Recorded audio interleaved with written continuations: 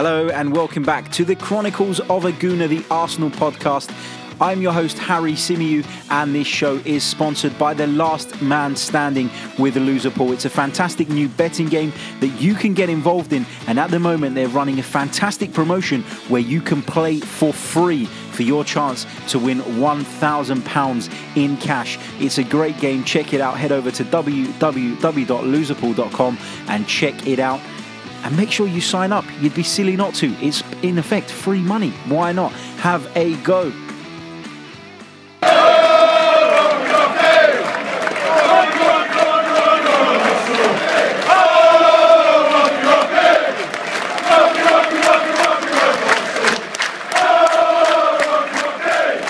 Now, it would be wrong of me to start this week's show without paying tribute to the late and the great David Rocastle, an Arsenal legend, someone who was held very dearly in the hearts of Arsenal fans all over the world. And whilst I didn't have the pleasure of seeing David Rocastle play for Arsenal, just from videos I've seen and from speaking to relatives and friends that were a little bit older than me that did get to see David Rocastle play, you can see the impact that this guy had on this football club and how the fans absolutely love and adored him. And I just wanted to pay tribute to the great man himself, who sadly passed away on the 31st of March back in 2001. So this is the latest show since the anniversary of it. So I felt it was worth a mention, and I'm sure you guys will agree. And I'd like to hear from you guys. What were your favourite David Rocastle memories? Tweet us at Chronicles_AFC. I'm always intrigued to hear stories about players that I didn't get to watch. But one thing that is abundantly clear to me is how important this guy is in Arsenal's history, and how important and how loved he is by the fans, So, just wanted to pay tribute to the late and great David Rocastle, and, our thoughts are with his family and friends at this difficult time. Now, on to Monday night's victory over Newcastle United, a victory that was enough to see Arsenal leapfrog Manchester United and Tottenham and take third place in the Premier League, for the time being at least, until they play on Tuesday and Wednesday nights respectively. So, start off with the initial team selection. It was a little bit of a strange one, in my opinion. We'd expected Granit Xhaka to feature, given that we were told he was okay. I expected Laurent Koscielny to feature too, but none of them did. I thought that maybe Denis Suarez would get a start, but he didn't. I know a lot of you disagreed with me on that and felt that he wouldn't, and fair play to you. You were absolutely right.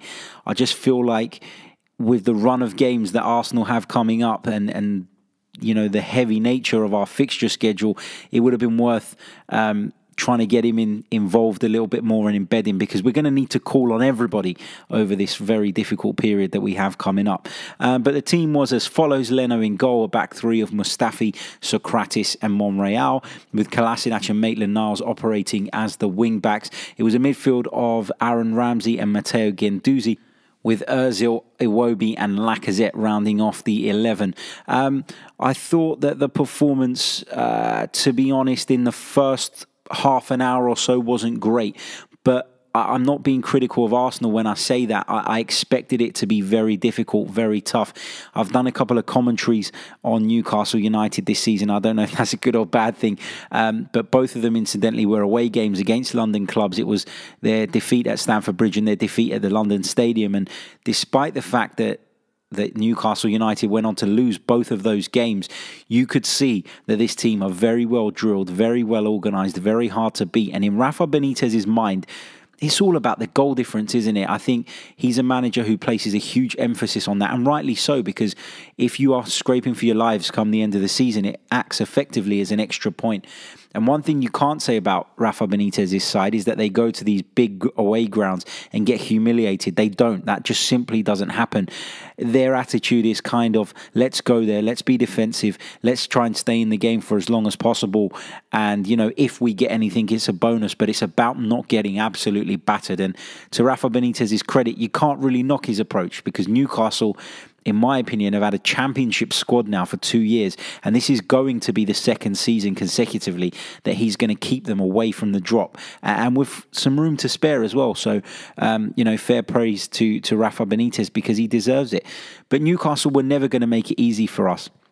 They're a physical side, particularly their three centre-halves, and of course they were missing Fabian Schär through suspension on Monday night too. So, he's another physical player. But Mo Diame come in the midfield for Longstaff, who's another player who's impressed of late. But I think the difference between Newcastle at the start of the season and perhaps in the second half has been that the introduction of Miguel Almiron and the upturn in form from Ayoze Perez has meant that those two in particular get a lot closer to Salman Rondon, the target man, and as a result, Newcastle are a little bit more effective in the final third. We didn't see that on Monday night, but overall, it has been the case, and I think Benitez picks and chooses the games that he wants to go for and that he wants to put the most effort into. And Harry Symeou, our Newcastle fan and football journalist who joined me on the last week's show, all basically confirmed that, to be honest. It was a bit of a free hit for Newcastle, but they did frustrate. And, when Aaron Ramsey had his goal ruled out, the first one,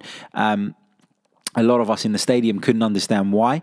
Having seen it again, it was a foul by Socrates. It might be a little bit harsh, but my issue is not that it wasn't a foul. It is a foul. My issue is that consistently those things don't get picked up. And so, if we're consistent, then nobody's going to complain. But that consistency, as we've seen in the Premier League across the board of late, has been missing. So, that's another frustrating thing that we, as Premier League fans at the moment, have to contend with. I thought in the first half an hour, we didn't create a great deal. And I must admit, just before Aaron Ramsey did open the scoring for real, I was a little bit concerned. And I was saying to my mate next to me that, this is going to be one of those long evenings, isn't it? But I'd expected that. I said it in the preview. I said it on Twitter that we'd have to be patient and we'd have to remain calm and make sure that we didn't give anything away at the other end. And that was the case. Aaron Ramsey took his goal brilliantly, and he continues to impress despite the fact that he's off in the summer. And it's kind of making Arsenal maybe look at themselves now and think, have we made a mistake here? Certainly as fans, I wasn't all that bothered when Aaron Ramsey announced that he was going. But, as time's gone on, we've seen the value that this player brings to the team. And despite all that's going on behind the scenes, he's remained professional. And for me, he deserves an immense amount of credit for that, because that's not something you see often in the modern game. And players like Aaron Ramsey should be commended for that. Unfortunately, he went off in the second half with what looks like an injury. Hopefully it's not too bad, because as I mentioned already, we're going to need everybody available going into this next run of games. It's going to be really, really tough. Second half started, and of course, Newcastle United had to come out a little bit, didn't they? And that's, them coming out of their comfort zone. That's not what they will have wanted to do. And as a result, I thought we were a little bit more dominant in the second half. Again, without creating a great deal of clear-cut chances, we controlled the game completely. And I think that Mesut Ozil in particular, was pulling the strings on Monday night, and I thought he did brilliantly. And it's nice to see that, because he has taken a lot of stick from a lot of people. And I know the haters will turn around and say, oh, but it was against Newcastle United, a lower half of the table team, and it doesn't really matter. He doesn't do it in the big games. But for me, Mesut Ozil is of huge importance to this football team. And, the upturn in form, since the Spurs game, if you like, has coincided with Mesut Ozil coming back into the picture and looking close to his best again. So, of course, 2-0 in the end. It was Alex Lacazette that got the second. A delightful link-up between him and Pierre-Emerick Aubameyang. A lovely flick on. And Lacazette had the presence of mind and the class and the composure to just lift it over Martin Dubravka and find the back of the net and essentially seal the game for Arsenal. So really, really pleased to see that. Always pleased for Lacazette when he scores, because he's been probably my favourite player this season. He cares about the calls, and we've seen an intensity in his game that we didn't really see last season. I don't know if that's down to the boss. I don't know if that's Alexander Lacazette pulling his socks up. Sorry, I don't know what it is, but there's been a huge, significant improvement in that. In terms of man of the match, a lot of people were talking to me on the way out of the stadium, friends and people that I know, asking me who my man of the match was. And quite a few of them were adamant that it was Matteo Guendouzi. And whilst I can see why you would give it to Matteo Guendouzi, for me, he wasn't the man of the match. And that's because, and I don't want it to sound like I'm always bashing Matteo Guendouzi, but I thought that for all the good things he'd done, there were a lot of moments where he was dispossessed, caught dwelling on the ball, wayward passes. So, it was a 50-50 game for me from Guendouzi. I think physically he's brilliant. He's all over the place. He's everywhere. And he's what you need in the middle of the park in that sense. But I think at times he lacked the composure that's required to play that position. He got caught on the ball a few times. And I just think that, imagine that was Granit Xhaka getting caught in possession in the centre circle, the reaction and the meltdown. And we give Guendouzi more chances and more time, don't we? Because he's a young player, and that's fair enough. But we need to look at the game at face value for what it is. And for me, whilst he had a decent game, Matteo Guendouzi was not the man of the match. And some of you would disagree with that. That's absolutely fine. Let me know who your man of the match was. Tweet me at Chronicles_AFC, and we'll pick those up on the next podcast. For me, there were a few contenders, though. Nacho Monreal, I thought, was brilliant. Didn't put a foot wrong defensively. I know Newcastle didn't do a great deal, but Nacho Monreal was solid, as he has been for quite some time now. I thought Sead Kolasinac was great on the left-hand side with his marauding runs up and down the touchline. The reason I wouldn't give it to him is because at times on Monday night his product was lacking. His end product, was lacking. And, there were a few moments where he could have picked out players and he didn't, and he just hesitated. And, again, it was a brilliant performance from the man, but I can't give him the man of the match for that reason. For me, Aaron Ramsey is a strong contender, but as is Mesut Ozil. So it's between those two for me, and I can't quite decide. I think Sky Sports gave it to Mesut Ozil. I'm going to be inclined to agree with that, just because I think, he was dictating the play. His ability to pop up in pockets, create space for others. And I'm a huge fan of Mesut Ozil, as you guys that listen to the show regularly will know. So for me, he just edges it over Aaron Ramsey, and Mesut Ozil's the man of the match.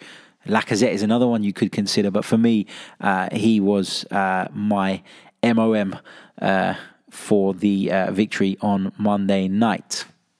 So, of course, that victory takes us up into third place, and that's brilliant. But, for me, all these celebrations about getting above Tottenham are a little bit premature. There's still a long way to go. We've got some very, very difficult away trips against sides that are capable of, on their day, producing good, solid performances. So it's not done and dusted yet. It's going to be very difficult. As I keep harping on about, Arsenal need to make use of their squad. Arsenal need to be on it week to week. And we've got, of course, that crucial Europa League tie against Napoli sandwiched in the middle of it as well, which isn't gonna be easy at all. So, there's a long way to go. But one thing I will stress is, as Arsenal fans, we're singing It's Happened Again and this and that. And it's great to be back above Tottenham, where we belong. But what I will say is Arsenal's objective is to finish in the Champions League positions. It's not to finish above Tottenham. That's a bonus. And I think there's a danger of getting obsessed with finishing above Tottenham. We talk about them being obsessed with us, and they are. But for me, as the bigger club, as Arsenal Football Club, our objective this season is to get into the Champions League. And if we finish fourth and they finish third, so be it. As long as we've achieved our goals, I'll be pleased and I'll be happy with that. There's been some discussions on Twitter and stuff about whether it would be a miracle if Arsenal finished in the top four this season.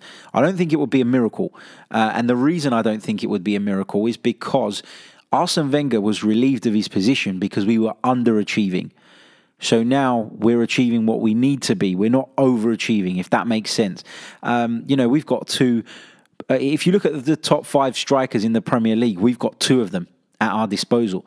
So, we should be able to score goals against teams. We've got Mesut Ozil, we've got Aaron Ramsey, we've got a very good goalkeeper now in Bernd Leno. He started off a little bit suspect, but he's improved. He's been brilliant. Sokratis has been good.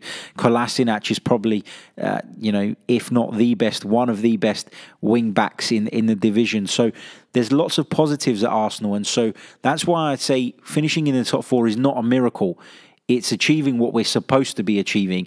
And if it wasn't, then Arsene Wenger wouldn't have been relieved of his position. So, that's really important to take into account when we're assessing how things have gone, in my view. Let me know what you think. Is it a miracle that Arsenal are in the top 4 at the moment? I don't think it is. You might have a different opinion. If you do, tweet me at Chronicles_AFC.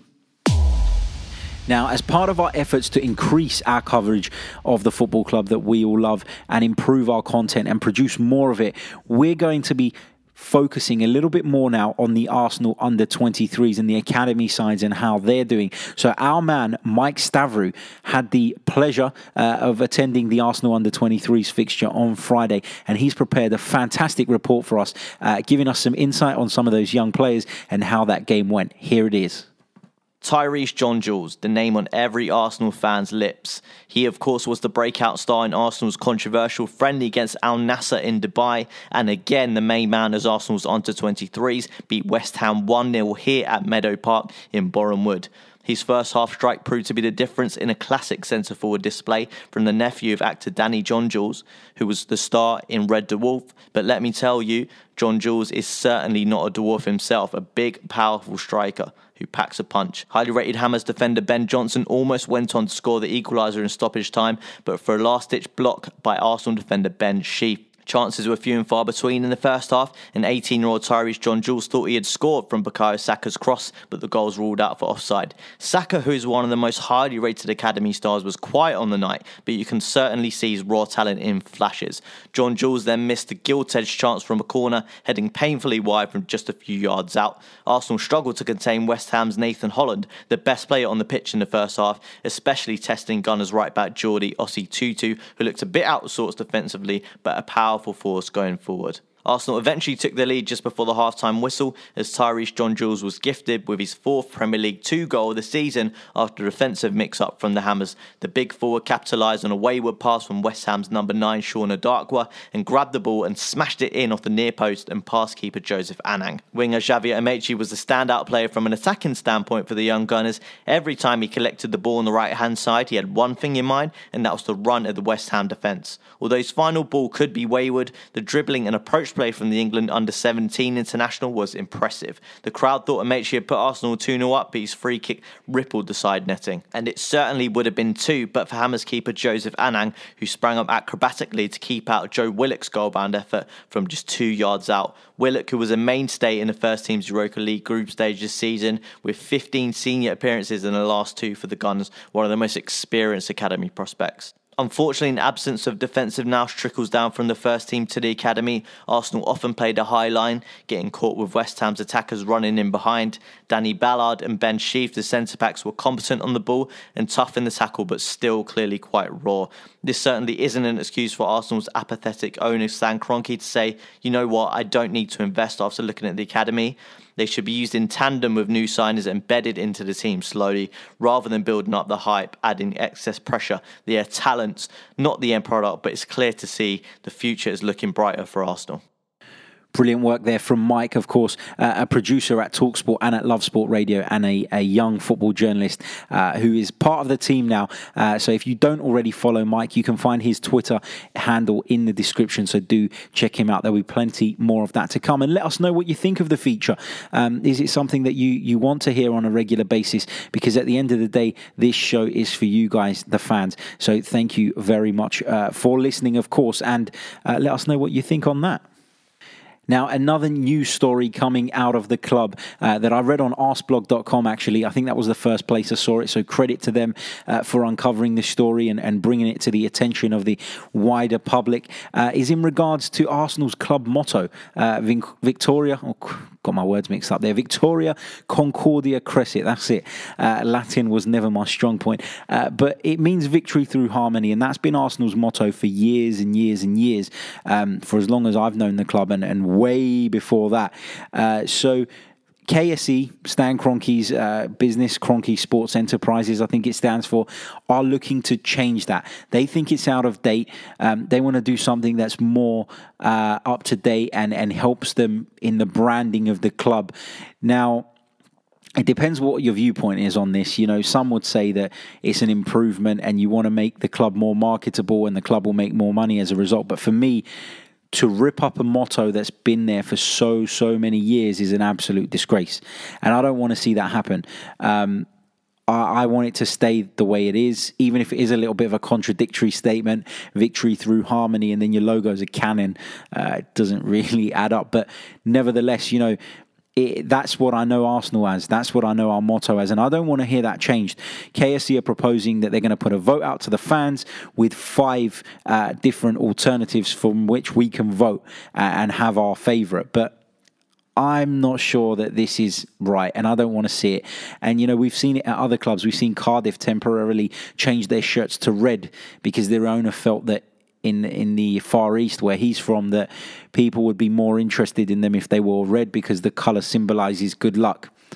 Didn't really work. They've gone back to blue. Hull tried to change theirs to Hull Tigers rather than Hull City. Again, didn't really work, and the fans were in uproar. So I think that there's a real deep tradition that's associated with English football, and it's not an American NFL team, and that's no disrespect to them, but the way they've been set up as franchises, as brands. We're talking about historical football clubs here that have been around for hundreds of over 100 years. So you don't want to see that happen. I don't want to see that happen. But again, let me know your thoughts. Do you want to see it changed? Are you happy for it to be changed? Do you have anything in mind that is more suitable? Let us know. Tweet us at Chronicles_AFC. And just before we wrap up, slightly shorter edition, again, of course, because of the Monday night game, meaning that we're releasing later in the week. And we are going to still be releasing a show on Thursday morning. We'll be looking ahead, of course, to the Everton game on Sunday, and I'll be joined by a man who played for both sides. So who better to preview that fixture with me than Kevin Campbell himself, former Arsenal and Everton striker. So we'll be hearing from Kevin on that one on Thursday, so stay tuned for that. And a quick reminder to those of you who haven't yet entered our competition, we've got 2 Arsenal singing scarves up for grabs, courtesy of the 12men.com. All you need to do is go over to our Twitter page at Chronicles_AFC, retweet the pinned tweet, and subscribe to us on YouTube. Once you've done that, you will be in with a shout of winning this fantastic prize. There are 2 up for grabs, and be sure to follow the 12 Men too. They've got lots of great things coming your way. So as I said, we'll be back on Thursday morning, 10 a.m. normal release time. That's UK time, of course. So until then, guys, take care and enjoy being in third place for the time being anyway. Take care of yourselves, guys.